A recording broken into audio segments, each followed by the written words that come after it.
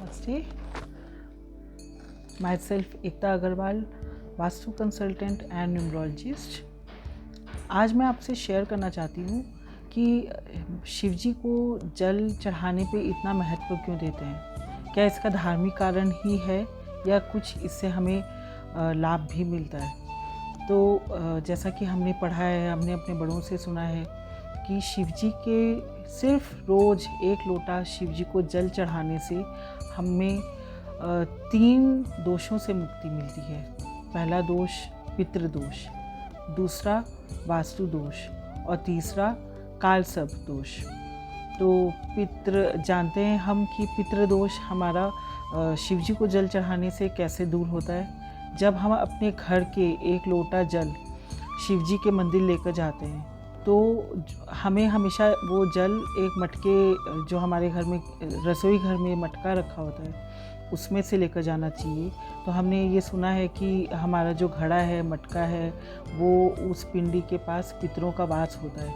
शाम के टाइम पे उसमें हम दिया भी चासते हैं। तो इसीलिए जब हम उस घड़े का जल शिव जी को ले जाके चढ़ाते हैं तो हमारा वो पितृदोष दूर होता है। वास्तु दोष हमारा शिव जी को जल चढ़ाने से कैसे दूर होता है। जो हमारी रसोई घर है उसको हम वास्तु का केंद्र मानते हैं। तो जैसे ही जब हम जल वहाँ से केंद्र में से, रसोई घर में से जल लेकर जब हम शिव जी को चढ़ाते हैं तो उससे हमारा वास्तु दोष काफ़ी दूर तक दूर होता है। तीसरा कालसर्प दोष।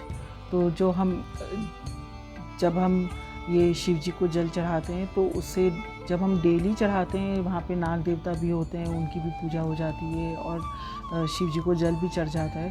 तो शिव जी को जल चढ़ाने से जो हमारे कालसर्प दोष होते हैं वो शांत हो जाते हैं। हमारे वो जो नाग देवता हैं उनसे हमारे जीवन में कालसर्प दोष आता है तो वो शांत हो जाता है। तो इसलिए धार्मिक कारण तो है ही शिव जी की पूजा करने का, लेकिन हमारी लाइफ में शिव जी को जल चढ़ाने से काफ़ी सारी प्रॉब्लम्स का समाधान होता है। और इन तीनों दोष, जो पितृदोष, वास्तु दोष और कालसर्प दोष, तो इनकी भी शांति होती है। तो इसलिए मेरा ये मानना है कि शिव जी को जल चढ़ाएं, उनसे प्रार्थना करें तो कई सारी रेमेडीज़, कई सारे उपाय ऑटोमेटिक हो जाते हैं और हमें उसका बेनिफिट, शॉर्ट टर्म बेनिफिट तो मिलता ही है, but long term benefit, long life benefit बहुत मिलते हैं। तो जल चढ़ाएं और उसका लाभ देखिए।